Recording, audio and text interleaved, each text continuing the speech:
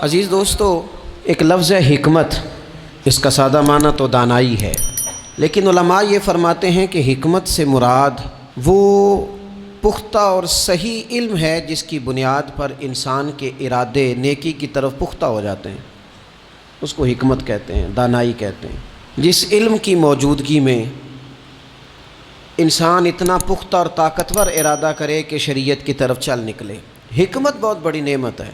اتنی بڑی نعمت ہے کہ وہ قرآن مجید جو کل دنیا کو کلیل فرماتا ہے، وہ قرآن مجید کہتا ہے کہ یؤتی الحکمت من یشاء، اللہ جسے چاہتا ہے حکمت عطا کرتا ہے،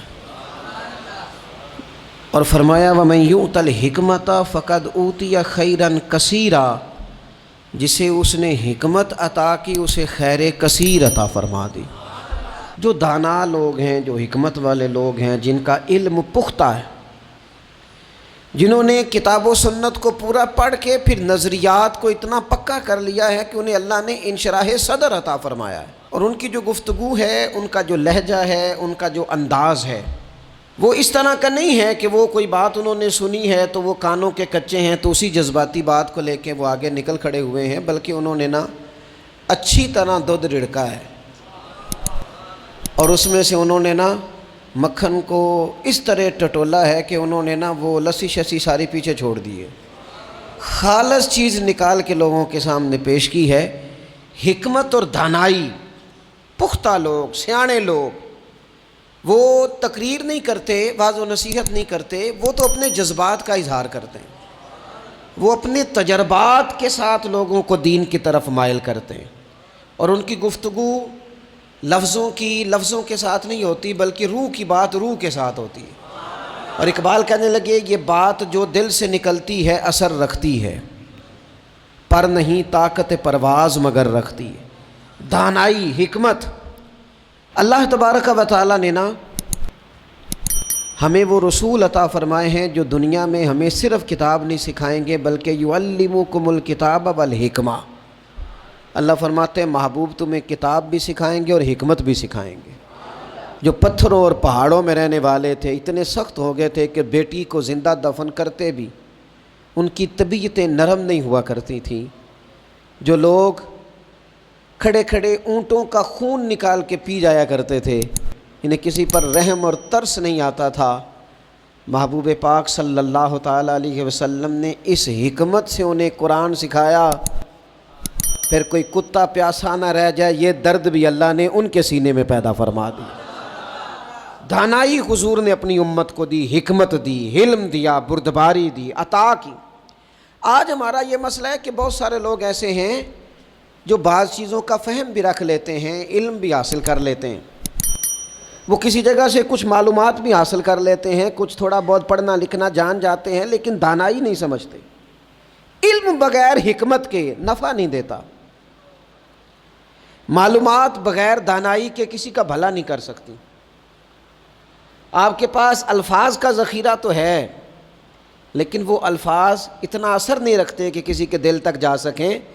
وہ دل تک جانے کے لیے بتانے والے کا صاحب دل ہونا بڑا ضروری ہوتا ہے۔ حکمت، دانائی رسول پاک علیہ الصلوۃ والسلام نے عطا کی، اور پھر یہ دانائی حضور نے اپنے ہر صحابی کو عطا کر کے اس طرح کا بنا دیا کہ فرمایا صحابی کا نجوم، میں نے ان سب کو آسمان ہدایت کا ستارہ بنا دیا ہے، لیکن مولا کائنات، شیر خدا، علی المرتضیٰ، حیدر کرار، فاتح خیبر، امیر المومنین، خلیفۃ المسلمین، حضرت مولا علی شیر خدا رضی اللہ تعالیٰ عنہ کو وہ علم ملا، وہ خزانہ ملا۔ ایک تو وہ حدیث ہے کہ حضور فرماتے ہیں میں علم کا شہر ہوں اور علی اس کا دروازہ ہے، اور ایک ترمذی میں حدیث یوں بھی موجود ہے، حضور فرماتے ہیں میں حکمت کا گھر ہوں، وہاں شہر کہا یہاں گھر کہا، فرمایا میں حکمت کا گھر ہوں، علی اس کا دروازہ ہے۔ حکمت اور دانائی کا گھر ہے، ایک گھر، علی اس کا دروازہ ہے۔ نبی اکرم نور مجسم شفیع معظم صلی اللہ تعالیٰ علیہ وآلہ وسلم کے علوم سے جو حصہ حضرت مولا علی شیر خدا کرم اللہ تعالیٰ وجہہ الکریم نے حاصل کیا۔ صحابہ فرماتے ہیں 70 کے قریب وصیتیں کی ہیں نبی پاک نے مولا علی شیر خدا کو، اور وہ ایسی خاص باتیں ہیں جو صرف مولا علی جانتے ہیں۔ انہی کا خاصہ ہے جو رسول پاک نے ان کے ساتھ فرمائی ہیں، وہ انہی کا خاصہ ہے۔ آپ اتنی بڑی تعداد میں اعتکاف میں بیٹھے ہیں، اللہ کا گھر ہے، پاکیزہ ماحول ہے، تزکیہ اور تصفیہ کے دن بیت رہے ہیں، شب بیداریاں ہیں، دعائیں ہیں۔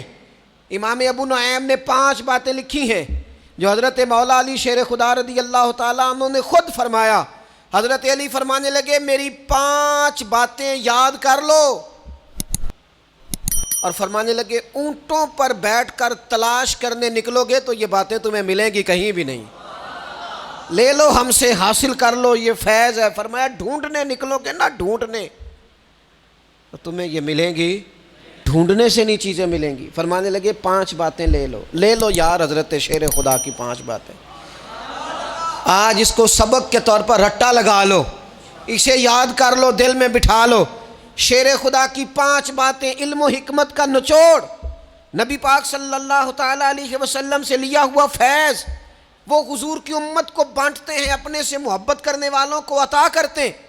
حضرت مولا علی شیر خدا فرمانے لگے 5 باتیں لے لو، تم اونٹوں پر بیٹھ کے نکلو گے تو تھک جاؤ گے، لیکن یہ باتیں تمہیں کہیں نہ ملیں گی۔ حضرت علی باتیں بیان کرتے ہیں، فرماتے ہیں پہلی بات یہ یاد رکھنا، بندے کو امید صرف اپنے رب سے رکھنی چاہیے۔ جیت جاؤ گے دوستو دنیا میں اگر یہ بات آ گئی تو، بچ جاؤ گے، دل ٹھنڈا رہے گا، بے قراریاں، بے چینیاں، پریشانیاں جان چھوڑ جائیں گی۔ امید صرف اپنے رب سے رکھو۔ حضرت مولا علی شیر خدا رضی اللہ تعالیٰ عنہ دوسری بات بیان کرتے ہیں، فرماتے ہیں اپنے گناہوں سے ڈرا کرو۔ تم غریب ہونے سے ڈرتے ہو، تم تنگ دستی سے ڈرتے ہو، تم لوگوں کی دشمنی سے ڈرتے ہو، اپنے گناہوں سے ڈرو، کہیں ایسا نہ ہو کہ تمہاری نافرمانیاں رب کی ناراضگی کا سبب بن جائیں۔ اپنے گناہوں سے ڈرو۔ اور تیسرا مولا علی شیر خدا رضی اللہ تعالیٰ عنہ فرماتے ہیں اگر تم جاہل ہو نا، تمہیں پتہ نہیں، تو علم کے بارے میں سوال کرنے سے کبھی نہ شرمانا، پوچھ لینا فائدہ ہوگا، کسی سے بات کر لینا فائدہ ہوگا، کسی سے سیکھ لینا نفع ہو جائے گا، کسی کو مان لینا اپنا استاد، زندگی بھر سمجھدار ہو جاؤ گے، فیض یاب ہو جاؤ گے۔ اور حضرت علی شیر خدا چوتھی بات ارشاد فرماتے ہیں، یہ علماء کے لیے، فرمایا اگر عالم کو کسی مسئلے کا علم نہ ہو تو غلط بات نہ بتائے، بلکہ کہہ دے واللہ اعلم، اللہ بہتر جانتا ہے۔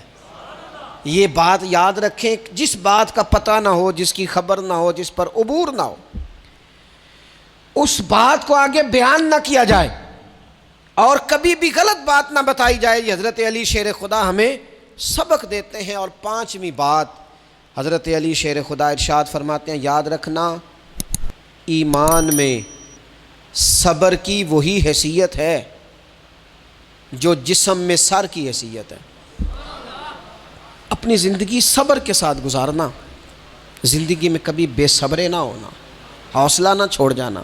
صبر بزدلی نہیں ہوتا، صبر تو اچھی تدبیر کو کہتے ہیں، صبر تو رب کریم کے فیصلے کے انتظار کو کہتے ہیں، صبر تو اللہ کی مدد کے نازل ہونے کے انتظار کو کہتے ہیں۔ فرمایا جو تمہارے جسم میں سر کا مقام ہے وہی ایمان میں صبر کا مقام ہے۔ یہ مولا علی شیر خدا نے ہمیں 5 باتیں دی۔